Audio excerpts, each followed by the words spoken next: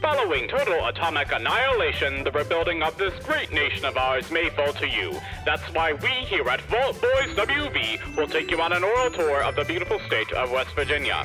There's no other place to be better prepared for the impending fallout. Now we go live to our team of experts. Hello and welcome to episode 6, season 2 of Vault Boys WV. If you didn't know, this is a weekly podcast bridging the gap between Fallout 76 and West Virginia through history, culture, and personal experiences. Some of it has references, and the rest is just our local take. From Holler to Highway, we've got you covered 6 ways a Sunday. I'm your resident Appalachian scribe, Dave Chaffins, and joining me is the dark horse of Charlie West, Austin O'Connor. How you doing, Austin? I am doing great. How are you? I'm doing very well. I'm feeling very energetic. That was a very energized intro there. I'm energized. You know, they released this. I don't know if you've heard. There's a game that I got to play yesterday.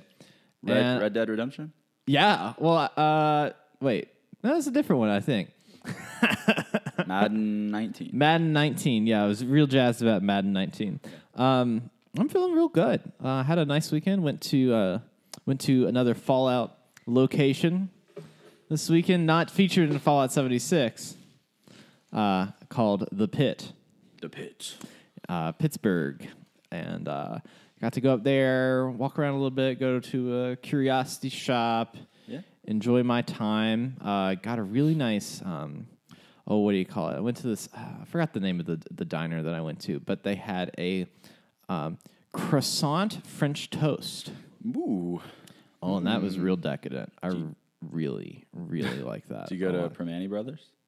Permane Brothers? What's that? You never heard of Permane Brothers? What are you talking about? Hold on, baby bird. I'm gonna feed you. Listen, Permane Brothers. I can't believe this. Permane Brothers is a Pittsburgh delicacy. It's just like they make giant sandwiches filled with anything your heart could ever desire. Uh-huh. It's like just this really, really soft, nice bread. And they put like fries and slaw and like other stuff on the sandwich. It's so good. So it's not Panini Brothers. No. Permane Brothers. Permane Brothers. I think it's Primanti. Permane Brothers. And it started, I guess, as like a little local shop, and I think it was in Pittsburgh, back in the maybe like 70s. I could be totally wrong. I think it was like the 60s or 70s. If we have listeners from Pittsburgh, they could be screaming right now that you don't wrong. Know anything. But Permane Brothers is, and there's some in West Virginia now too. Like they're in Morgantown and so it's like a small little local chain. That just kind of like Pies and Pints. It was. Now it's like there's some in like Indianapolis now. Oh, wow. Like it's growing. Well, that's not deep cuts, man. That's like it's good. I had it I guess like a month ago. Yeah. For the first time, and oh man, it was really good. We ate we ate at this little diner, and it was like downtown. It was like in like the old part of the city, which was really cool, and I liked it. It was kind of interesting driving into it because like there's this mountain and a tunnel, and you go into this tunnel, and you're like, "Where's Pittsburgh?" And then it's like you are in the middle of Pittsburgh. What's weird is I've never been to like Pittsburgh, but I've been to that airport a couple of times. Yeah, the airport is out before the tunnel, I think. Yeah, the airport, if you're coming from West Virginia, you sort of like take the loop to like, it's very like west of the city. Right. It's kind of like you're going toward like the northern panhandle of West Virginia from Pennsylvania, but so you can't even see the city. I've never seen the actual city, but I've seen everyone I know ever that goes to Pittsburgh posts a video coming out of the tunnel at some point. So I've seen it like maybe next time. I was a noob, so it was like you didn't expect it. I was not driving, and I was doing the navigation, and I was like, you need to like conquer 5 lanes of traffic right now to get over to the left. It's wild. Where there's like, what was that movie? Like Perks of Being a Wallflower, also a book I know, but movie with I think Emma Watson, and a few other people. That was one of the. I took Selena on a date to go see that movie a while back. I'm pretty sure that it takes place in Pittsburgh, and I think there's a scene where they are in that tunnel coming out to the skyline. Oh, it's really nice. It was really interesting. I really liked my visit. Really liked, and then having a weekend to kind of spend at home. And have the East End trick or treat yesterday. Yes. Had a low turnout of about 200 trick or treaters. Low turnout. Low turnout this year. Normally it's really popping. Yeah. But it was good weather for it, which was surprising. It was like 60 degrees. This is like the ideal neighborhood for trick or treating.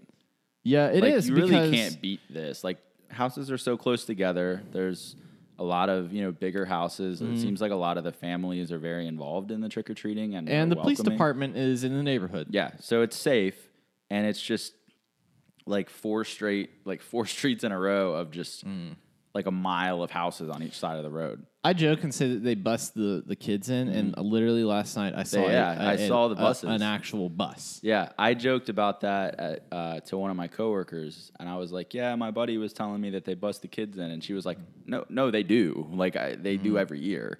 And she was like, "They used to they used to park near my place." So. Well, I can guarantee you that in Fallout 76 there will be no trick or treating in the East End. Yeah. I can officially guarantee that right now. Yeah. So, what about your weekend or your? I haven't seen you in what seems like a good bit. How you doing? It does feel like it's been forever, but we saw each other Saturday, didn't we? Did we see each other? Yeah, Saturday? you guys came over. Oh yeah, that's right. We came over. But it feels like it's been so long. It feels like it's been a long time. It feels like it's been like 2 weeks. We talked for like 4 hours or something. Well, last week, I guess, when did you go to Pittsburgh? Friday? Yeah, we went on Thursday, Friday. Yeah. That feels like it was forever ago. That feels like it was forever ago. But no, the Saturday, yeah. I decided this past weekend, because I guess I'm trying to think back. I don't remember a weekend lately that I've just been able to. It's just been chill. To sleep in and relax and just do whatever. So this past weekend, I just completely immersed myself in Red Dead Redemption 2. And I have no regrets about it. You want to pick up your hat every time you leave it anywhere? Are you like... I went a while without the hat. I just embraced it. You went. I was like, I don't need it, and my hair is getting really long. Yeah. I had to shave my beard. The beard got to the point where it told me it wouldn't grow anymore, and I was just like, well, I'll shave it and grow it again. So, but the hat thing, I feel like every time I get a hat that I want, it's like, oh, here's a mission that we're gonna knock your hat off, and you're gonna have to go and get it again. And I just got sick of it, so I just quit wearing the hat. But I just found a tailor, and I found some really nice hats that I like, so I might be hopping back on. There's a tailor. See, I haven't gotten that far. I'm still up in Valentine. I think we're moving. I think we're moving on. Yeah. Which it's a game that is like you kind of like a lot similar to Fallout. It's kind of like you kind of make your own stories a little bit. And your own experiences, and most of my experiences are all just very comical. Like it's a series funny. of comic failures in which I press the wrong button. Like I try to mount my horse, and then I punch my horse, and then it kills me. Yeah. Well, it's been Well, spoiler alert. Spoiler alert. Let's try that again. Not spoily. Spoiler alert. Spoiler alert. I found New Orleans, or what's supposed to be New Orleans. Yeah. Mm-hmm. And when I tried to cross into it, there were bounty hunters. Well, yeah, it's like... But this was the fun part. It was a covered bridge, and the game glitched, and they were all on top of the covered bridge. And so I went under them, and I just stopped. And the red dots were right on me. Mm-hmm. And I heard them all like, there he is, get him, let's kill him, blah, blah, blah. And they're like yelling. Like, run, Nothing happens. So I'm like, oh, they're stuck. Okay. They're just up there. So I just kind of trot out of the bridge, and they just are looking at me, and I just trotted away, and they were all stuck on top. There were like 4 of them on horses just stuck on top of this covered bridge. See, maybe I was thinking that they would do something like I did. I was doing like a bounty hunt. Yeah. And then there was this lady in a cave, and I was like, and I didn't know where the cave was, and I was like up on this mountain, so I was like walking down. I was like, wonder where it is, and there was like a thing of bushes, and it was you could see the river. I was like, oh, it just continues down. It did not continue down. And I like fell and ragdolled and like almost died.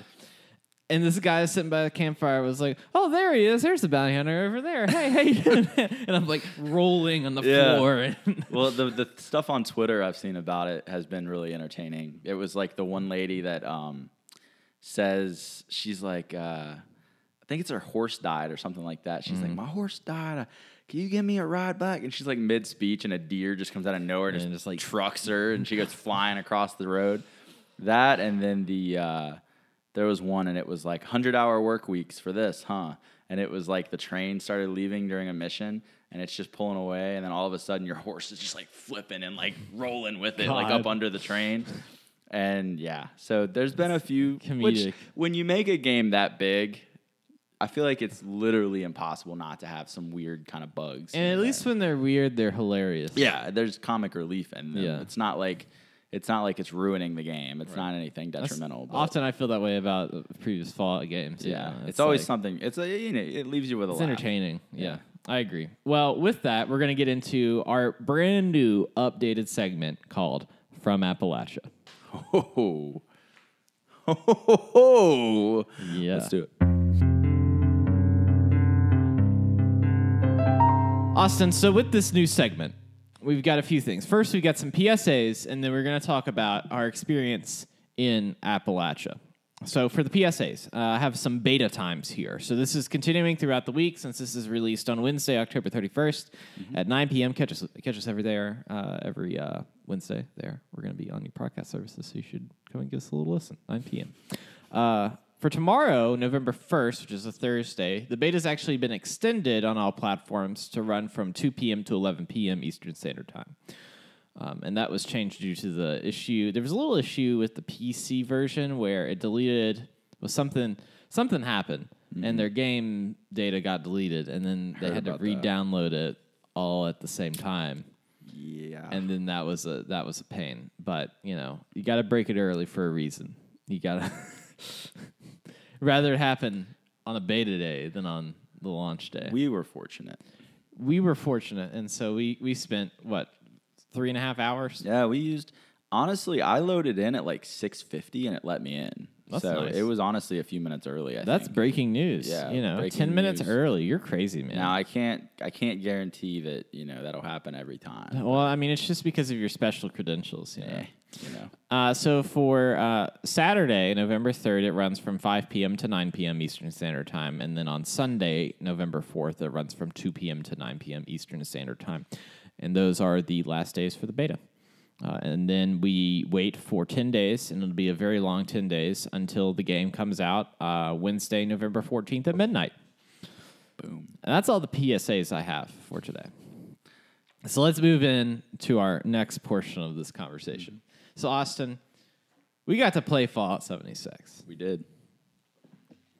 We had probably an immense amount of fun, I would say. I did. I thought, like, I looked at the clock and I was like, oh, it's been like a half an hour, and it had been like 3. Like, it was fun. Fun factor times 10 for me.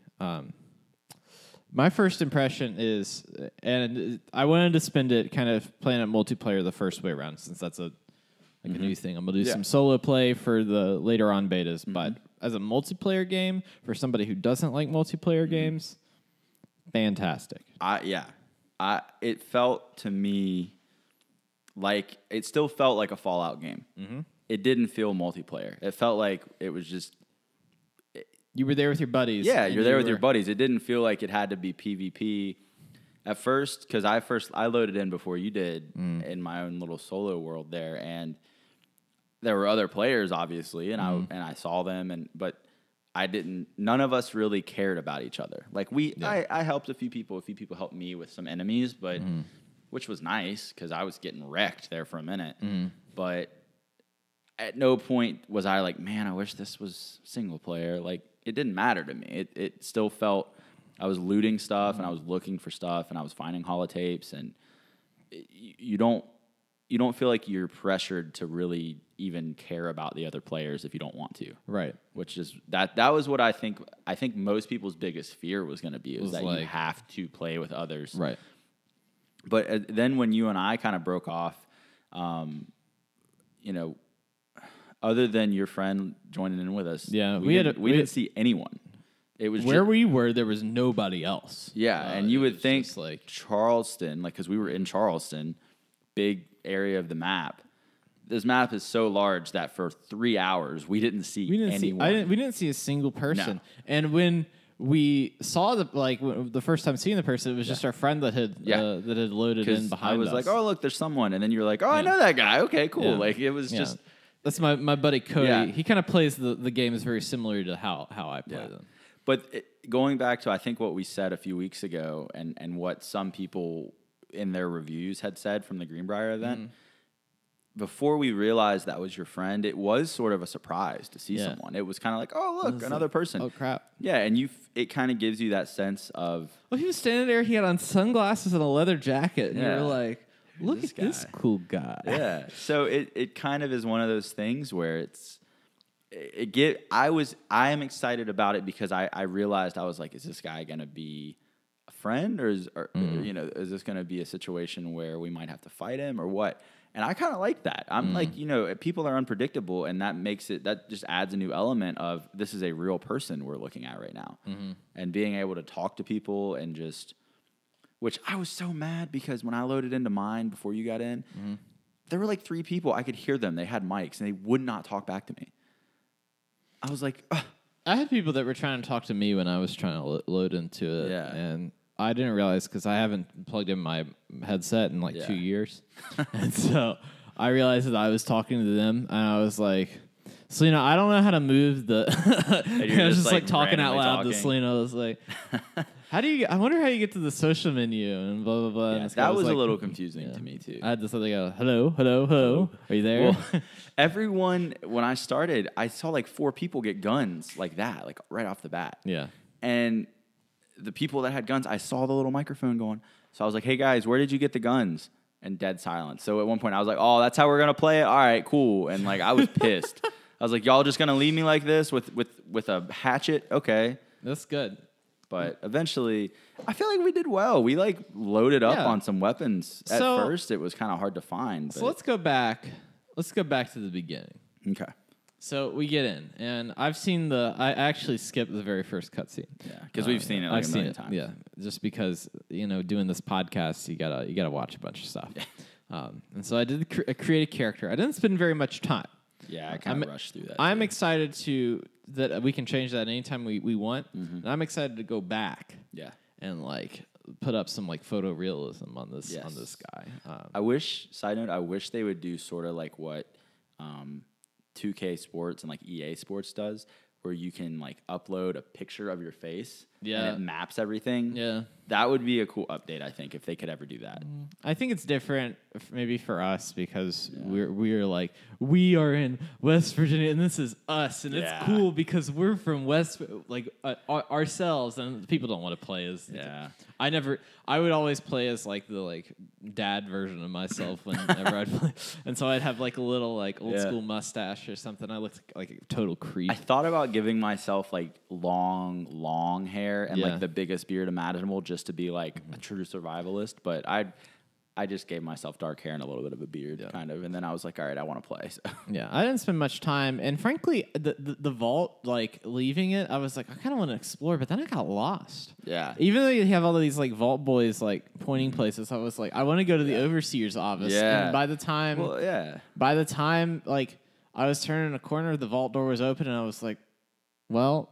I guess we're doing this. I guess we're going to go outside now. Well, I thought about it. This is the first game, I guess, really, that when you're in the vault, that you're not trying to, like, escape the vault. Like, it's more so just, like, a casual, let's stroll on out of here. Like, Fallout 3, you're, like, getting shot at from all directions. Yeah. And Fallout 4, I feel like it's just it's like the opposite of chill while you're leaving the vault. Yeah, you're trying to, like, get out there so you can go find your son. But then this one, it was, like, super happy and upbeat, and like you guys are going to rebuild, and very like positive. Yeah, and it was just very different. I felt like, and like you said, that was why I sort of just wanted to stick around and look around, but it wouldn't let me really, other than the tables. I guess you really couldn't pick anything up.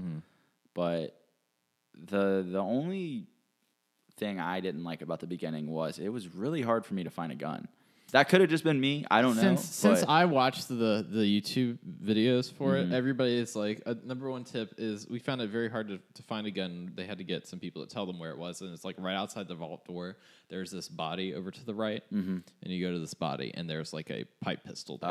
So that was where, and I looked through, but I couldn't find it. But then eventually, But, so let's see. I ended up, it was like, pretty much at that point, I was like, I'm going to join up with you. So you had Yeah. some time to play by yourself for a little bit. And You had like a good 30 minutes. Yeah, and I was surprised because you were north where you went. I went straight to Flatwoods just because I kind of followed along with the quest part of it. Yeah. But I stopped did at a not few care spots. about the quest. I stopped in a few spots. Yeah. I only went to Flatwoods because I knew that was going to be the direction of Charleston. Right. But when I loaded up with you, the fact that you can just spawn on your buddy, I like that. Like you can like fast travel to somebody. That's awesome. Makes it so much easier. And it's very convenient. Especially when like you're doing something, because oftentimes the great thing about this is you don't need to be, even if you're in a team, you don't need to be together all the time. No, yeah. Like, and so in our exploration, we would just be like, one person would be over there, and then you would just be like, I'm dying, I'm dead, and it's like, Spawn back on you. I'm not going to come over there and get you. I'm too far. Yeah, and there's no point because, and I think a lot of people were worried about, oh, well, someone's going to be an a-hole and kill me and I'll lose all my stuff. But you lose a little bit of junk. So anytime I died, I wasn't really that mad. I was like, well, I'll just pop right back in and I'll still have all my stuff that I need. But what we have talked about mostly today, the only really like problem I had with it, and you heard me cuss enough last night. Yeah, you were. I was not happy. Having an issue. I was not happy just because, like, for some reason, I couldn't catch my breath because it was like every 3 seconds, 15 more enemies were spawning. There was a pretty high spawn rate for stuff, and I remember there was at a point where I was shooting a super mutant, and it was like one of them, and I was like, oh, I can take this on, and then like 3 more just like appeared out of nowhere behind him, and I was like, like it wasn't like they like crawled out, it was just like boom, immediate, like which. I'm not like actually mad. No, I was just frustrated in the moment. We joked about it. There was nothing impassable, especially once we had 3 people. Yeah, when we had 3 people, we were like world beaters. Yeah. But at the time, like when you and I walked into the Capitol building, and we I think easily, like no exaggeration, we took out like 15 feral ghouls. Well, yeah. But then it was like we walked back into the room we were just in, and then like walked back out into the hallway. No load screen, like just literally like room to room. And there were like 20 more coming down the hall. Ghouls, yeah. And it was just sort of like, eh. So I think obviously that's something, and like I told you earlier, I think that a few other people had that issue. So that's something I'm sure they're monitoring and I think working people on. complained in an earlier beta about there not being enough enemies. Yeah, so I mean, there'll be like a happy There's medium probably a little bar that they could pull or push, and see. Probably just testing the waters on what they should do. So you went down to Flatwoods. Flatwoods, yes. What did you do for 30 minutes without me? Did you miss me the whole time, or did you? I got killed a few times. Yeah? It was another situation where there were just like way too many enemies. It was all robots, and like it was like farmhand robots basically. Okay. But you had to like destroy, I guess, some of the like head robots of the groups, and I was having trouble because where I haven't really played Fallout in a little bit, I had forgotten the Pip-Boy controls, like switching through like items and weapons and aid and stuff. In the heat of battle, where it doesn't automatically pause it. Yes, I've never had that stress of like, oh, I got to get through here real Apparently, quick. there's a way to do the quick Pip-Boy. Yeah, and we need to set that up. I need to set that up too. But I kept, so like the first time I was getting low on health, I was like, oh, stim pack. But I had forgotten that it's real time. Like, it doesn't just stop. Right. So I'm, like, sitting here, and I'm still taking my time, and then I start hearing, and I'm like, oh, my health is going. And then, like, I couldn't find stim pack because my brain just scrambled, and I was, like, scrolling through, like, I know I have it, and then I died. As soon as I respawn, I died literally 10 seconds later because it respawned me in like, a circle of, like, 15 of these robots. And they just start hacks on me, and I was dead. Respawned again, and I kid you not, 15 seconds later, there they were again, and they killed me again. So that was the only like real frustration that I ended up having. Then I loaded in with you, and then you loaded in with me, and then we took over. Yeah, well, it was much better, I think, with 2, and I had kind of gotten the hang of it, and I learned that melee weapons are very important when taking on ghouls because they move so fast and they're so weak that it's like, well, I have this hatchet. Yeah. And I have like a wide reach with this. Yeah, so it's kind of a wider range of like being able to hit something because you kind of swing across. Yeah. With a gun, I feel like every time I tried, it was like boom, miss, boom. Like they just kept zigzagging. Yeah. But when we had 3 people, that was fun. I enjoyed that a lot. Well, so we originally started in Flatwoods, and we were going down past Flatwoods. Saw the bridge. Beautiful bridge. We kind of went through those farmhands that you were complaining about. It was like one and done. We were like, at that point, we were rolling. And we like went through the forest for a while, and it was like a sunrise or something that was happening. And we had to hit the sunrise right as soon as we were coming to the New River Gorge Bridge. And that was really cool. And like you could see like the light through the trees and like the bridge itself is one of the things in Fallout games. I feel like a lot of times they have to really condense and tone down buildings, locations, landmarks.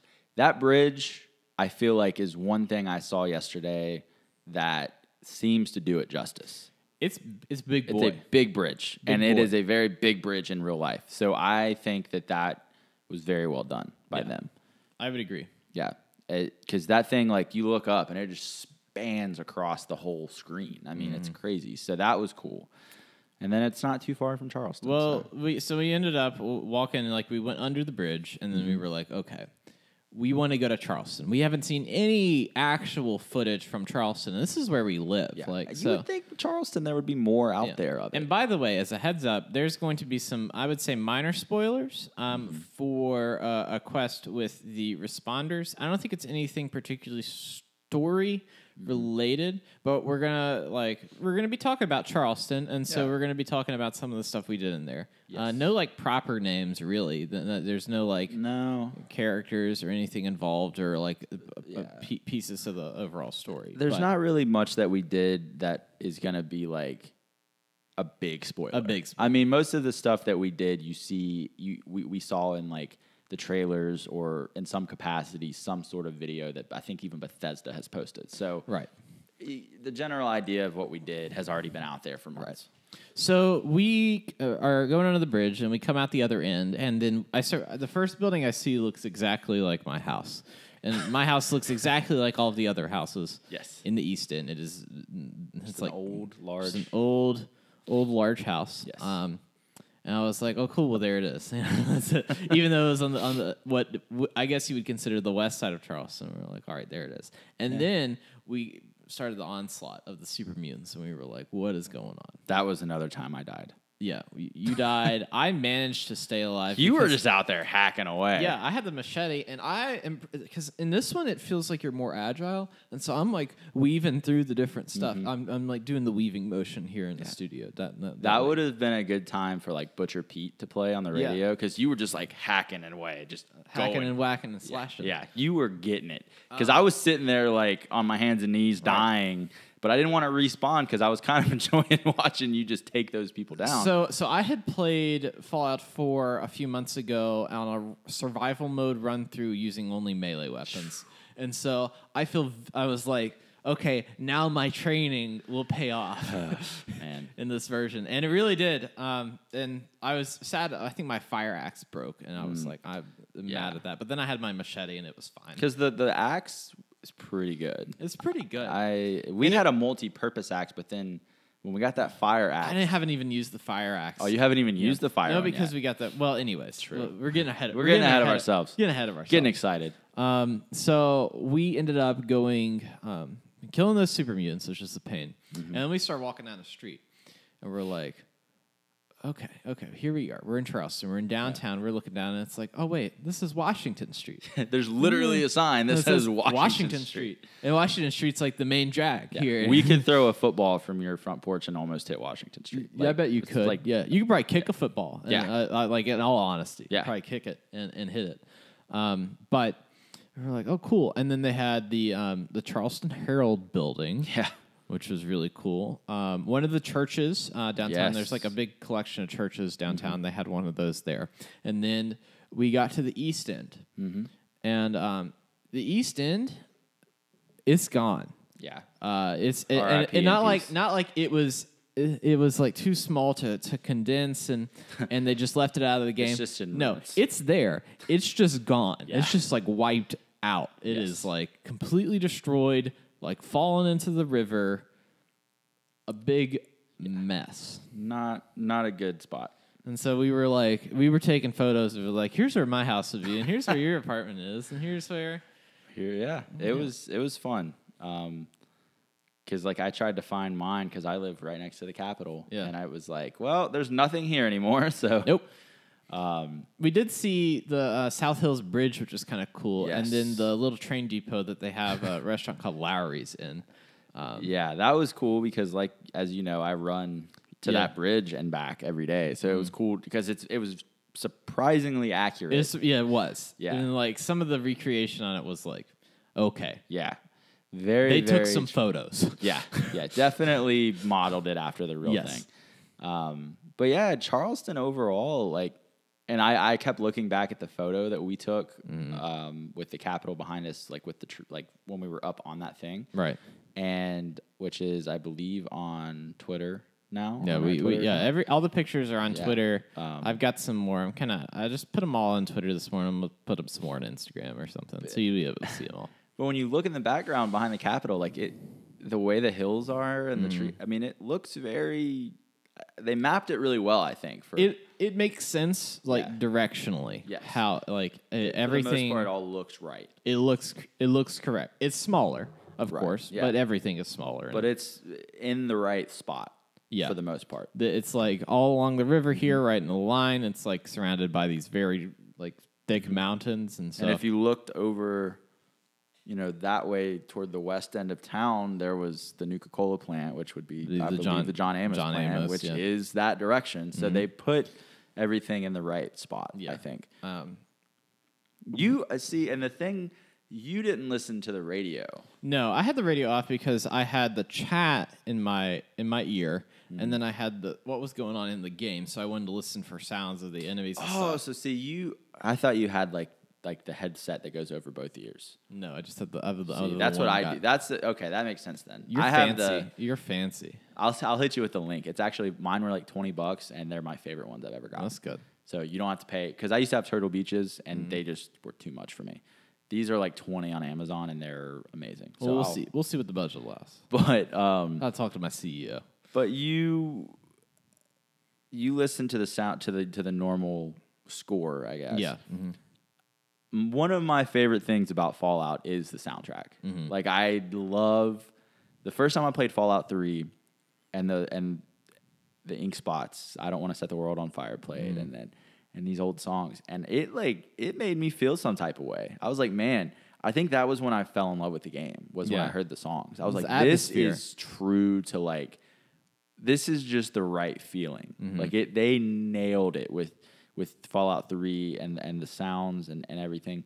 And it's obviously continued. And I think it's a lot of people's like favorite part is just a lot of people I noticed, like there were some Reddit threads and other things. It was like, what songs will be in the game? And like, but the first song I heard, and I told you this, was it references West Virginia a few times in it. And at the end, they reference the town that we grew up in, Bluefield, which I am still not sure. We didn't do enough investigating in the southern part of the map to see if there are any traces kind of like allusions to Bluefield. But I can say through the song, like I told you last night, there is a reference to Bluefield. And I did some research on it. Yeah. And if you don't mind, I would like to... I want to hear your research that you did on it. So, it took me a minute. But the song is called Salt Pork, West Virginia. Salt Pork, West Virginia. Salt Pork, West Virginia. It is performed, I believe it was written and performed by a man named Lewis Jordan, who was a decently prominent musician in the 40s and 50s. Okay. And I'm going to read a couple of the lyrics here. It starts out, MacNeil, don't steal my automobile. I'll take you to a cafe and buy you a fine meal. It continues on. He says, that's where my baby lives, and I ain't going no further. Don't stop me now. I don't want to commit no murder. And then he says, MacNeil, don't steal my wheel. I'll buy you anything on the menu, because, boy, I got to go to Salt Pork, West Virginia. And at the end of the song, this It's my favorite part. He says, Philadelphia, Washington, Alexandra, Richmond, Norfolk, and then he says, Bluefield, West Virginia. So I was like, well, why Bluefield with all those other cities? I was excited to hear Bluefield because you don't hear Bluefield in a lot of songs. Shouts out. Yeah. Now, That's in the 40s, Bluefield was a much more prominent city. Right. Very, very prominent It's a city. big deal. But to hear that, I was like, oh, that's so cool. Yeah. But I did some research, and there's a little bit of writing about the song.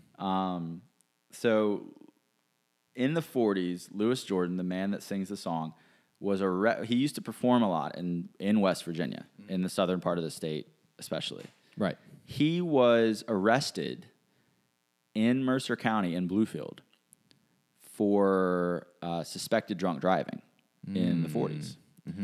And one of the prominent Democratic Party leaders in Mercer County at the time thought that Mr. Jordan was funny and charming, and he liked his attitude, and he thought he seemed like a good guy. So he let him go.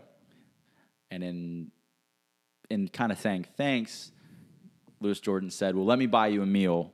Let me buy you dinner. So in the song, it said, and the guy's name that let him go, his last name was McNeil. So in the song, it's McNeil is the way he says it. And he said, let me buy you a meal. Don't take my automobile. So he's talking about getting in trouble. And he told him, since apparently McNeil turned down the dinner, he said, well, I'll write a song about it. I'll write a song about you. So at the end, he said, I got to go to Bluefield. He says, going on home to Bluefield, West Virginia. It's all about an altercation he had in our hometown. That's cool. And that's one of the songs in Fallout. I thought that was pretty sweet to hear. That's interesting in general, man. I like that. I was shocked that there was so much online about it that I found. But so yeah, first song I heard when I turned the radio on about our hometown. So I Bethesda's attention to detail is unmatched. They got it. So fun little story there. They're the winners for today. So after we went to Charleston proper, we decided that we were going to go to the Capitol. And we went and saw that the bell still there. It is still there. It is still there. Which is awesome because it was very, very accurate. We ended up going into the building, went around the rotunda, went to the governor's office, went to the DMV in the building as well. That was all really cool. It seemed like a maze in there. Like I kind of want to go back in there just to like. Definitely. I think once we level up a little more and aren't as concerned about fighting, like we can take things on a little easier. Yeah, that'll be a good place to do a little more exploring. And one of my favorite things that you pointed out was about the desk. Oh yeah. So our current governor, Jim Justice, he is a businessman, and one of the things that he owns is the Greenbrier Resort, which is where they had the most recent Bethesda what do you call it? A PR event for Fallout 76. And in the game, that it's not the Greenbrier Resort, it's White Spring Resort, and in the governor's office, his desk is called a White Spring desk, and it's like really fancy and looks like it could belong at the White Spring Resort. Which that was, again, attention to detail is insane with them. That just little things like that adding in, because a lot of people aren't going to notice that, especially if they're not from here. They're just going to say, "Oh, White Spring, whatever." But like for people that know, West Virginia, that's just kind of a cool little tip of the hat. Tip of the hat. Yeah. Nod of the head. Yeah, just, a little, hey, wonder if you'll notice this. But, and that makes me believe that there's going to be a lot more throughout the map. There's going to be like there's so much little like secrets packed. I want pepperoni rolls. Like, I really hope there's pepperoni rolls. It's weird because I got Appalachia chili. Like, it was like chili, but it was Appalachian chili, and so it was Appalachia chili. Well, I found what is it? It was like a New River lager or something like that, I think. So there's like beer. There's like West Virginia craft beer in there, it seems, which is cool. I will say that it was Appalachia and not Appalachia.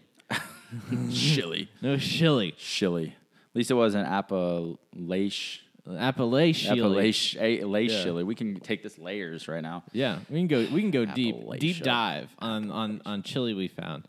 So after we left the Capitol building, we were like, okay, there's all these like marks for the responders. Yeah. So let's arrows go. everywhere. Arrows everywhere. So let's follow these arrows. Yeah. And so we started walking down Washington Street. We're going and we're walking, and it's like, okay, they're leading in Charleston Herald. I bet there's like responders in here. Mm-hmm. And so we go all the way to the top of the Herald, and we're like, okay, now it wants us to like go out and about. And so we like jump down from the Herald, and we are walking through like the East End, the destroyed East End. And it's like, oh, now it wants us to go to the Capitol. Mm-hmm. And we go over to the Capitol, and we're like, wait a second, it's just taking us in circles. Yeah, and we saw the buttons, and we were like, what is all this? We're just going in circles. So we're like, okay.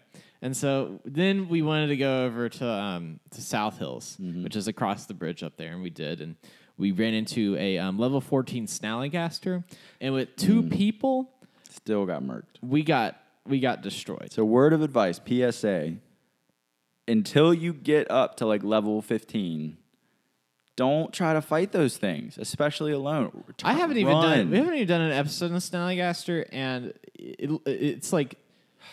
It looks like something from like a Quiet Place or something. Yeah, it's honestly freaky. Yeah, I like walked around to this corner at one point after another one had already killed me, and there was just one in the room, like in one of the buildings, and I literally ran for like 30 seconds just to. I wasn't even gonna try it.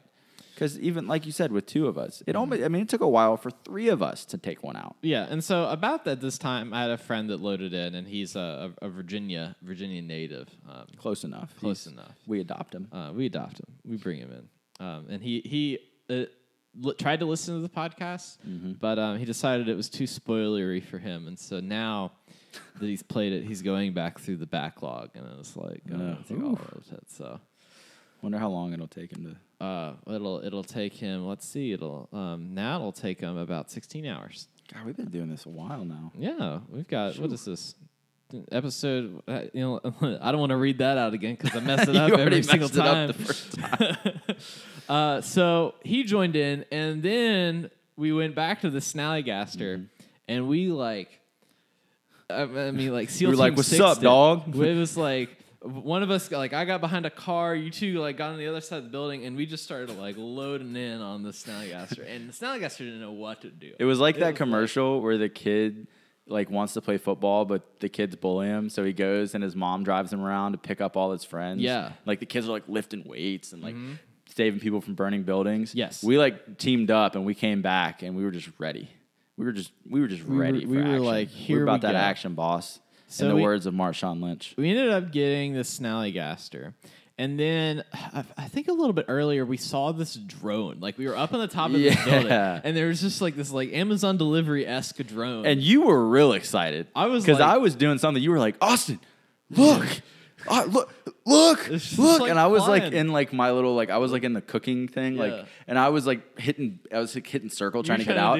I was like, what? And it was gone. Yeah. But I saw it as it's looking down. I could see it go by. I was like, I wonder if I could jump on this. What the? It just catapults you all the way up to wheeling. And it takes me back to its home base, So it dropped a government supply rate, and that's what was near the snallygaster. Much appreciated. So we got some better weapons there, and then we were like, okay, well let's go up and see what else is in South Hills, and then we saw the fire station, and we were like, oh, let's go in here, and it had little fire protectrons, and I was like, okay, this is where the responders are. I do have one grievance to air about that.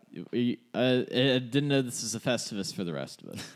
It was the North Charleston Fire Department. Yes. But it was in South Charleston. It was in South Charleston, and in the map, it was south of Charleston, if I'm correct. Yeah, so maybe, I don't know. That was the only thing about it. That was the only thing. It's no one else is going to think about that but us because we literally can see South Hills from here. Well, I tweeted at the Charleston Fire Department that photo, and they liked it. So they local celebrities. They know. Look at us. Yeah, look at us. We're in about town.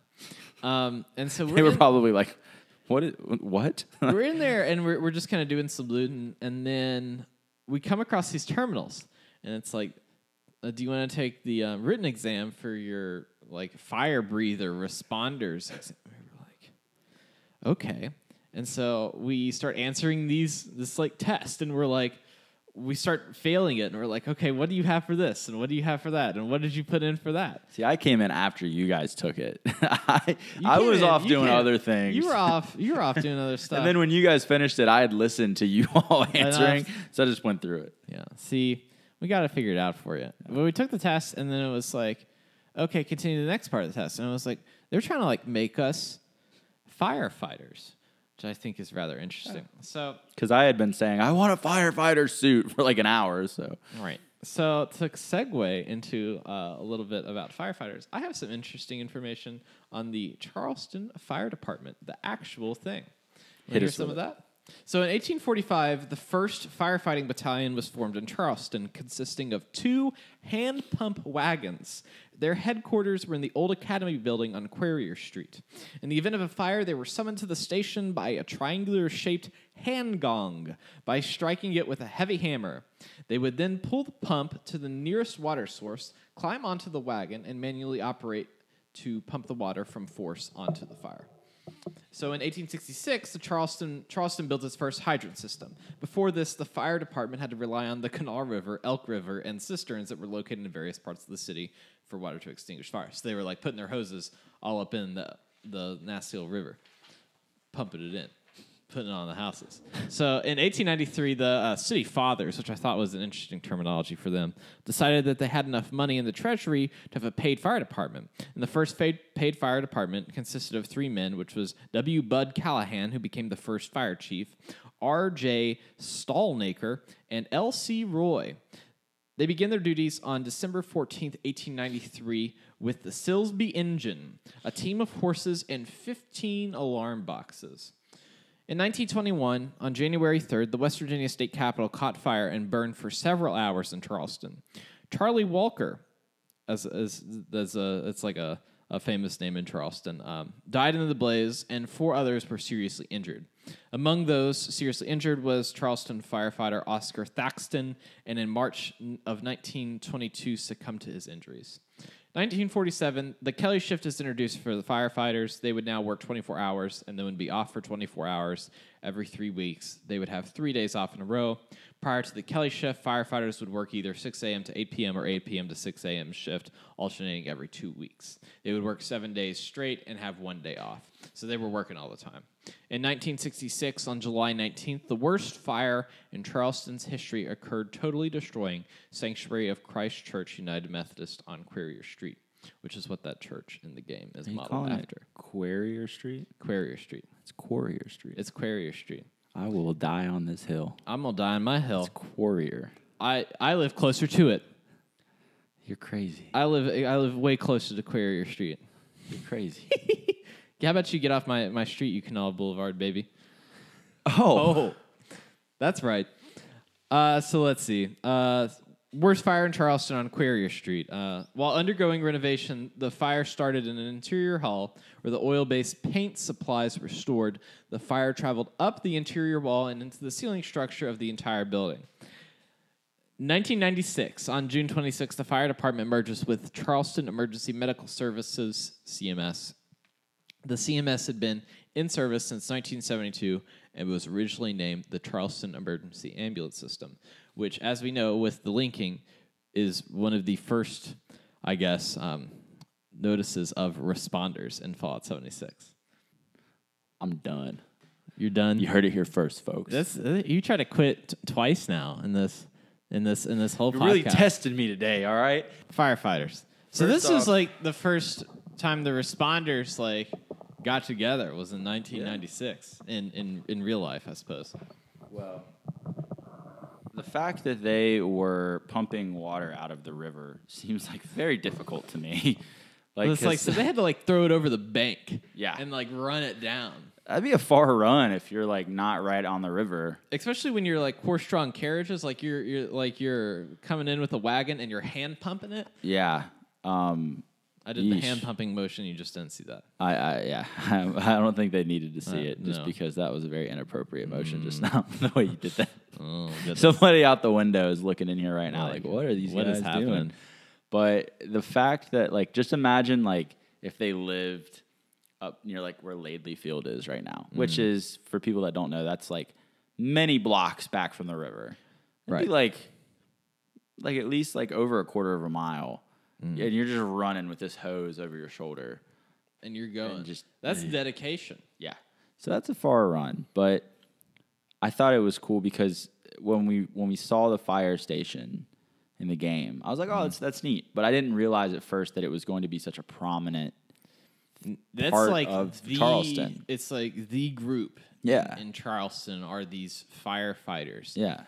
And from what I'll get to what I gathered from them, but we had taken this exam, which I thought was rather funny, and it was like, what do you do when the lights go out? Well, you turn on a lamp, you know. Like one of them was like, stuff. your friend is like becoming a scorched, and what was the answer? It was like, kill him. Kill him as mercifully as possible. Yeah. Like no, like, maybe we can treat like kill him. There's a freebie from us for the podcast. Just spoiler alert: kill all the scorched. Yes. And so it was like report to the practical exam or the like physical exam, and I was like, well, okay, we'll go down. And so it had us like going down to Charleston, and we go up to the Herald building, which we were in earlier, following that path, and we get to the top of it, and we see the button that we were looking at earlier, and we were like, another button. Wait a second. It all makes sense.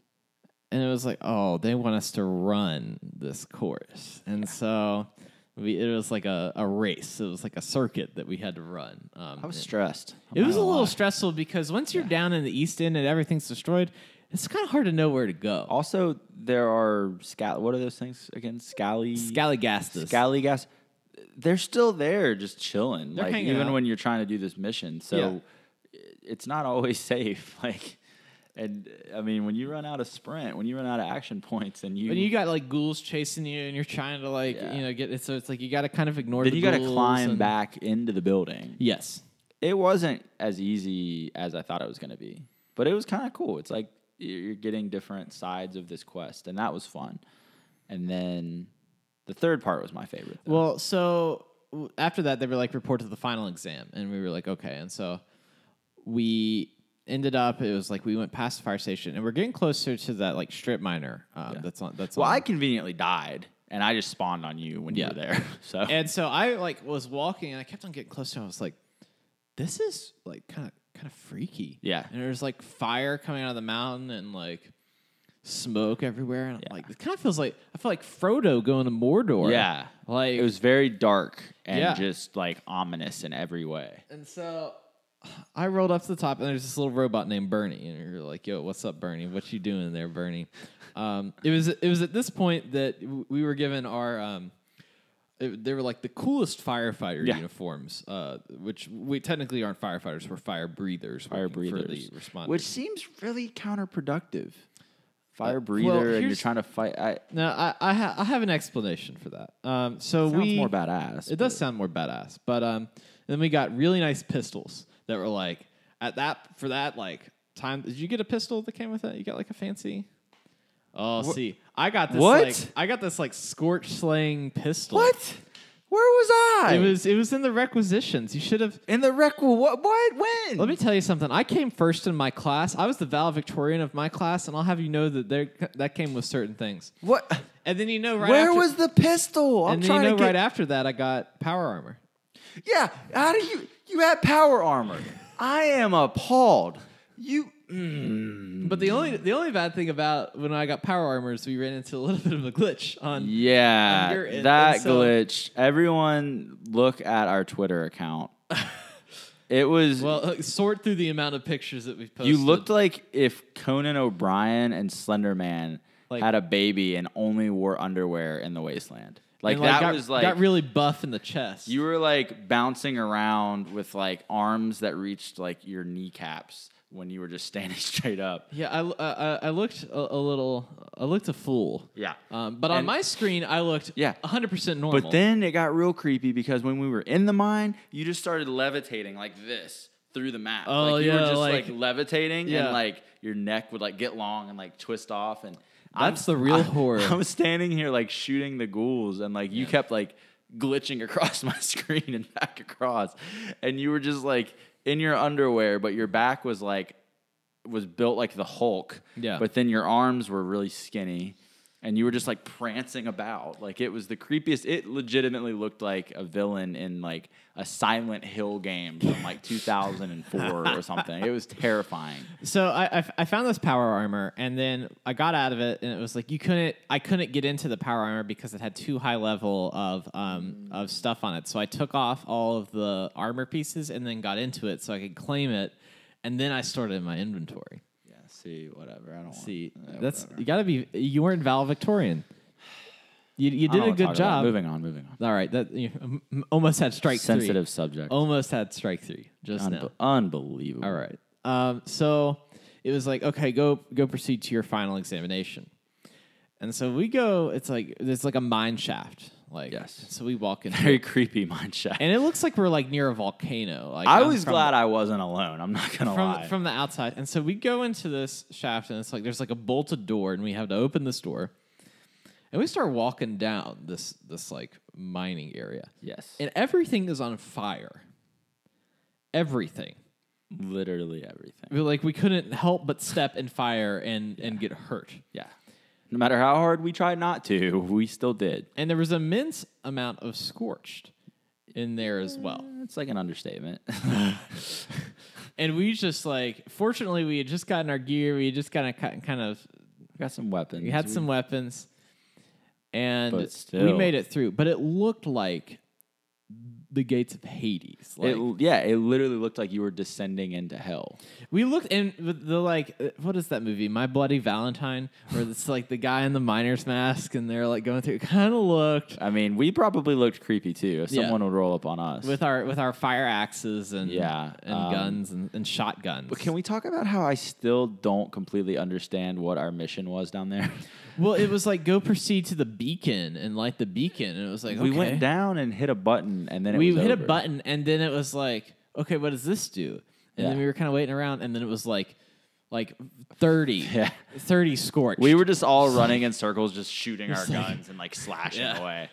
And then it was just like, are we done? Okay, we're done. And We're we done. got up and we were good to go. So We were good, and then we had officially graduated from We the were fire fire breathers. service. So I thought it was interesting that the coal mines were on fire, and that's Yes. actually taken. It's a real thing that can happen. Yes. And it's actually taken from a real world scenario. So in Centralia, Pennsylvania, it was a small town, about 1,000 residents back then.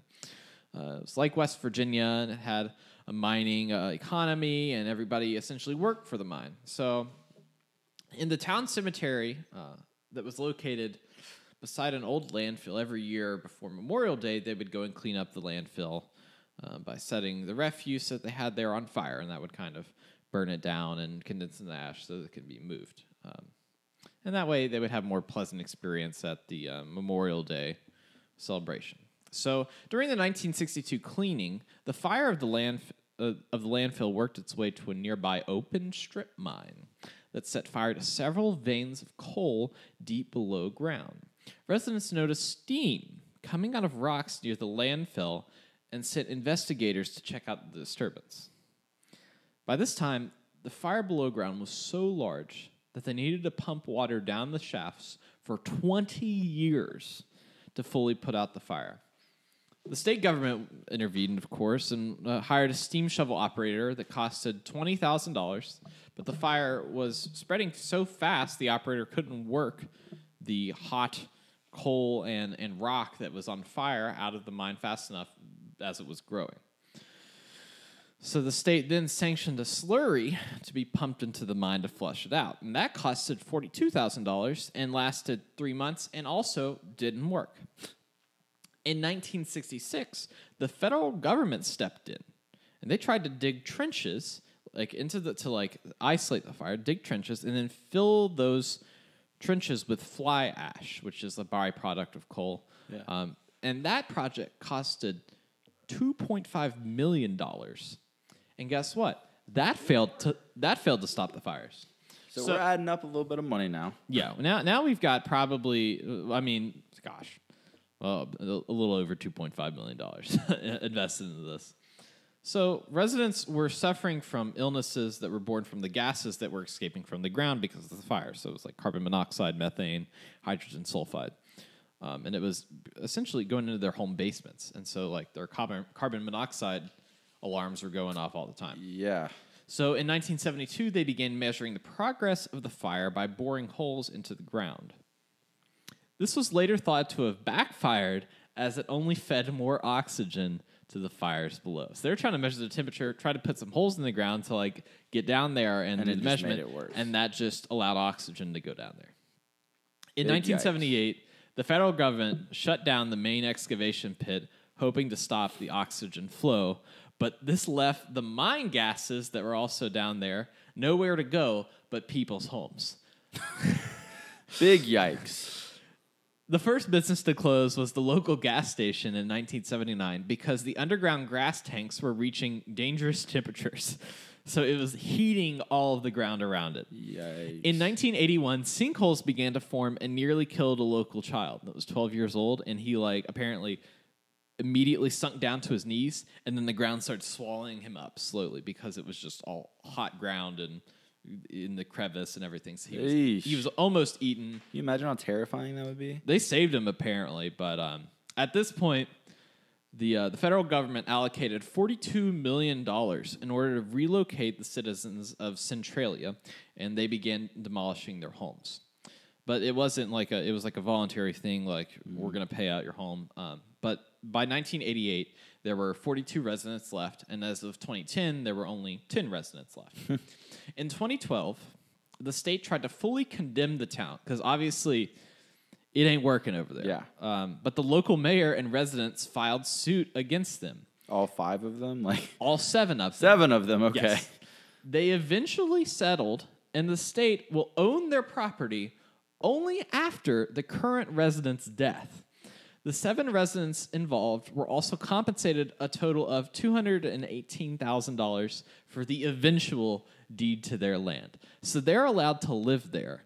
But once the people on the deed, once they die, they can't sell their home to anybody else because it's the federal government's. Once they die, then the federal government owns that land. But they're allowed to stay in this burning town for as long as they please. Did they each get over 200,000? I think it was divided. That's not even that much. Up between them. But I guess with 7 people, I mean, that's a decent amount of. Let me value your property in a burning town real quick. Yeah, that's true. So, is the town? What is it near? What in what part of the? It's state actually is it? it's right of center, Centralia. True. Kind of a little bit right of center. I was looking at a map. I wasn't looking where it's near, but there's a church in town. Yeah, it's like a Eastern Orthodox church that people still go to, and apparently it's in no danger of being affected by these mines. So people still travel to the town a good bit, but you now just can't live there. It's graffitied up, and the road is ripping, and there's steam coming out of the asphalt on the road. That is terrifying. I'm surprised that more movies don't try to shoot stuff there. I don't think they're allowed to. Yeah, that's true. It's probably a big danger. It's very dangerous to. Yeah. It's more dangerous than hiking off the trails in Dolly Sot. It's fair enough. It's like living on top of a volcano, essentially. Yeah, I mean, pretty much. I mean, it's hot. It's the ground coming up and basically saying, "Yo, there's an issue." Speaking with the mine and burning and stuff, I'm interested to see if there are any other burning mines on the map in Fallout, because I know that's one big one, but I don't. From know my if understanding, that's what created the ash heap. It's everywhere this gas is coming up from the ground that has the mines on fire. Because once you get one coal vein burnt, it just doesn't stop, and it keeps on going, and it's left unchecked. And so that brings me to the fire breathers, which are there to keep the scorched at bay and to put the fires out as they come. They're essentially the Game of Thrones version of the wall. The wall. The Night Watch. And they're located right at the entrance to the ash heap, right outside of Charleston. And their job is to keep the scorched, the White Walkers, and the overall fire at bay. Well, we saw how that worked out in Game of Thrones. So... But now, Austin, we're fully fledged members. We have to... just saying, I don't really have full confidence in I don't have myself. full confidence. I don't have full confidence in myself on this one. I saw some of those scorched, and they were doing a number on me. So, again, big yikes. Big yikes. So big yikes. It was a big issue, this whole area. And it seemed like the fire breathers were like a mix of like modern firefighters that were like military personnel as well as old coal miners because they were going into these mines and their like equipment was very similar to like mining equipment itself. It's really cool though. I don't know. I like the history behind this all. I think it's sort of people were worried that because there's no NPCs and we're not going to get a story and there's not going to be depth, and I feel like there's more depth in this game in the 3 hours we played than any other Fallout game already. Like there's more influence in just what we played than there's just so much like detail, and it's more like you're doing your own investigating. So I think you pay attention more too, and you pick up more on the environment and the history of the area and what's going on. And I mean, I think that overall it's going to be a good model, and I'm excited to actually go to other cities and maybe start tying things together. Yeah, and if it's any indication, we spent that much time in Charleston and didn't see everything. We're going to be playing this game for a really long time. It's gonna be. I had so much. I had so much fun. Yeah, it was awesome. And just this is one quest that we did and spent probably 2 hours on. Yeah, is this singular quest and didn't get bored a single time doing it. No, and it was like thrilling going to these locations and doing the stuff, and it was like really rewarding. Yeah, like I felt like we collectively accomplished this thing, and I really like that, and it was cool. You can see our picture we took after the quest ended in front of the fire station. Celebratory picture. Yeah, it's good. We look like we're about to drop a hot mixtape. Maybe we are. A very, very hot mixtape, if you know what I mean. I can't do this. Oh my god. Well, that's all we really got to in the beta. But we're going to be playing more of it. I know you're playing some tomorrow. I might play some tomorrow. I'll be playing some on the weekend. And we're going to give you more coverage as we go through. But we kind of wanted to tie in a little bit of the actual history and what we played into the beta. Austin, so far, what do you think about Fallout 76? What do you it's good? So far, I'm thoroughly enjoying it. I'm very excited to see what else we can get into. So far, I love it. Yeah. But my review opinion of things, we're a little biased. I mean, we come into this very excited for it. This is a podcast dedicated to Fallout 76, so either we're making this podcast and enjoying the game. We're not going to sit here and say, I hate it, and just end the podcast. But overall, I mean, that could happen, but I like doing the podcast and I like playing the game. Overall, it lived up to my expectations, and a lot of games don't do that. But this one, I was thoroughly impressed, and I was I just felt entertained in many different ways with it, no matter what area we were in. So I'm excited. So that's it for the beta coverage, but I do have some mail from the Holler here that I've been sent. That's kind of centered around a theme, and the theme is language for these two pieces of mail. So this is from Andrew. He says, "Hey guys, me again. This is mostly for Dave." I guess he's talking to me. "I want to inform you that you have been mispronouncing mutt fruit for a while now, and I feel it is time to set you straight. While I'm not a language expert, so I can't tell you why it's spelled the way it is, but it's pronounced mute fruit, as it is mutated fruit. By the way, I don't think you guys have ever mentioned what system you'll be playing on. For me, I'm going to be playing on PS4 with a focus on exploration and crafting, so come find me at the Reed House Journal store. Y'all probably have an idea where to find it. See you in the wastelands, Andrew." Well, he has a point. What are you talking about? It is mute fruit. It is mute fruit? Yes. I have heard that. I don't remember when you mentioned it, though. Well, I mean, see, probably earlier. Last time, I looked it up, and I was over on Querier Street. Oh, well, I'm not listening anymore.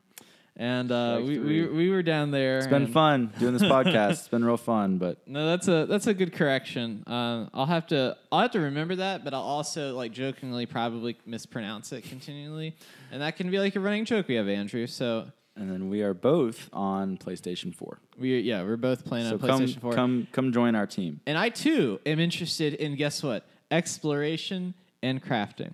It's like a dating show. I like it. So this one is the next one, and it's from Sean. He says, please just do my Californian ears a favor and say jalapenos a few times. Doing a great job, Sean. Jalapeno. Jalapeno. Jalapeno. Jalapeno.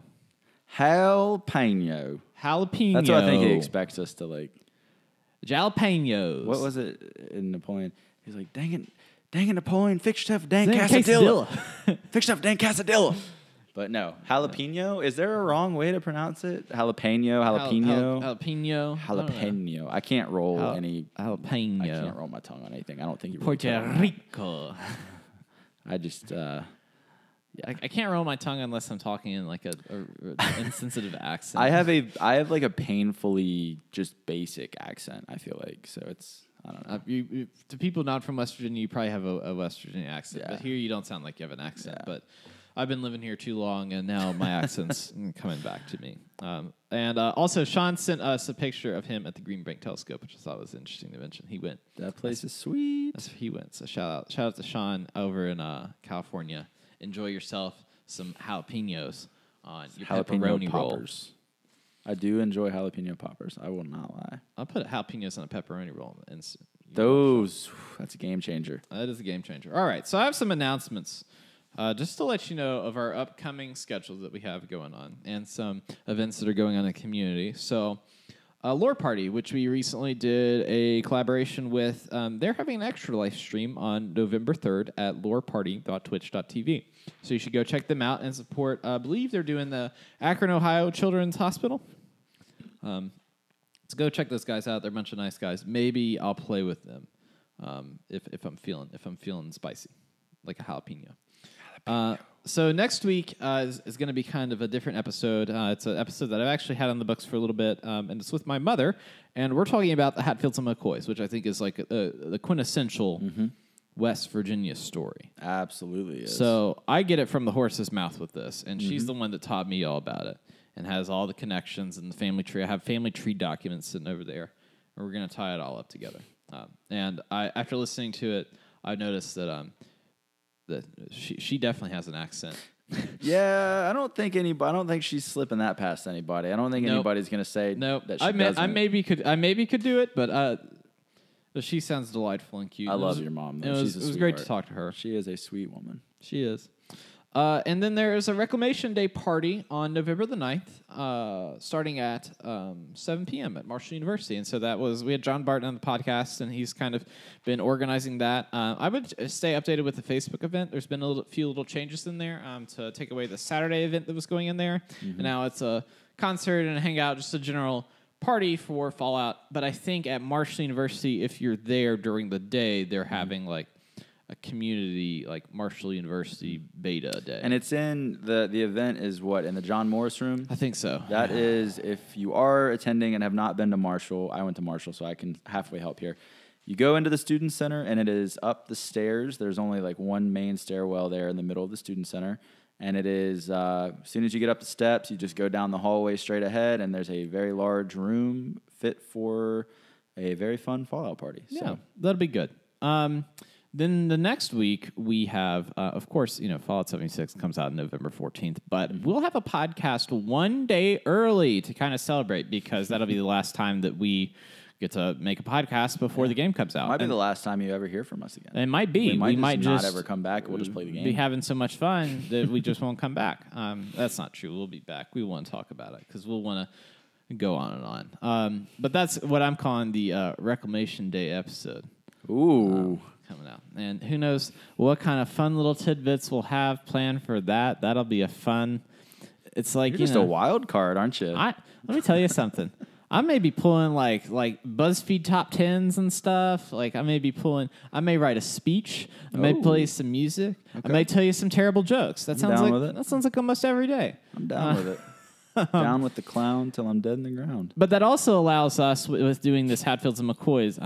I like down to the clown. What did you say? Down with the clown till I'm dead in the ground. That sounds like a... Got that from an Insane Clown Posse documentary. Pretty. That's good. I am not a fan of ICP, but I like my that friends, episode of Workaholics, though. my friends and I found a documentary that is hilarious that was about the... Insane Clown Posse? The dark, like the Gathering or whatever it's called that they go to in Workaholics.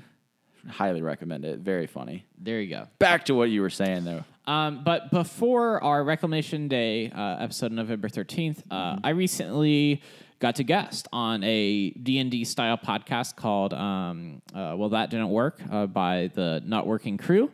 You're cheating on me? I'm cheating on you. Oh, my God. And I got Be your own friends. Well, I got to play an episode it was like I think it was a 2 or 3 hour kind of dealio with them where it was Fallout, a Dungeons and Dragons game, and I played a particular titular character in West Virginia that is named Jesco Hatfield.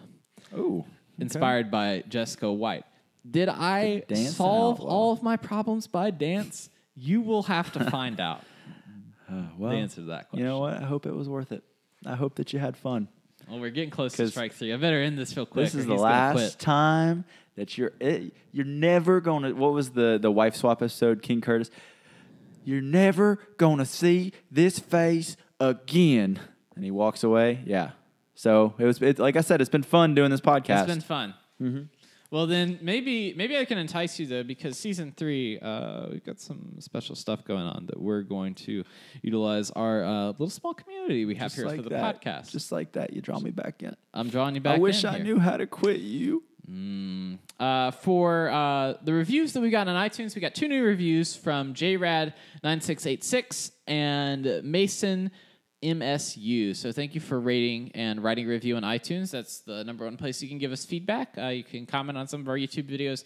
Always feel free to comment on Instagram, tweet at us, let us know what's going on. It's especially on Instagram. It's just me. I'm just wilding out on there. You need to be controlled at times. I think that sometimes you get a little too crazy on there. Well, a little too zany. Let me tell you. I control the brand of this company. It's all right. It's okay.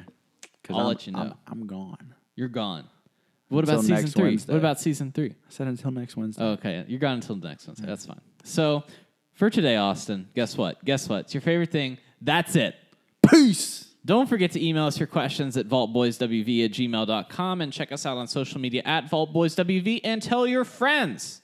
Tell them. Why wouldn't you tell them? Why wouldn't you tell them? You should tell them. Why wouldn't you tell them? I'd be like, hey, I know these guys. And What's one it of them gonna almost quit in this last episode. What's it going to hurt? The other one has too much energy. We're keeping it dramatic. Like, will I quit? Will I stay? Will I be back next week? It's like Dragon Ball Z. We'll find out on the next episode. Let me get my power level up for next time. But for now, the vault door is closing. Stay safe.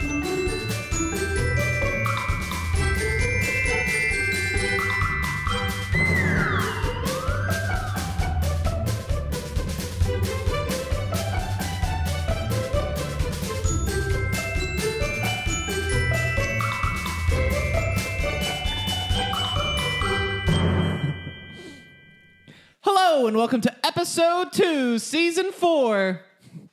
That was a very energetic one. God. And it was wrong. You gotta just like episode 2, season 4. I didn't write it. I wrote this wrong. Hello and welcome to episode season 2, episode 6. It's not episode season 2. All right, let's see All it. right. Caveman walks into a bar. He's got a pet bear. And so him and the bear go up to the bartender and they sit down and bartender looks at him and he sees a bear sitting beside him. He's like, what's the deal with you? The caveman looks at him and says, bear with me.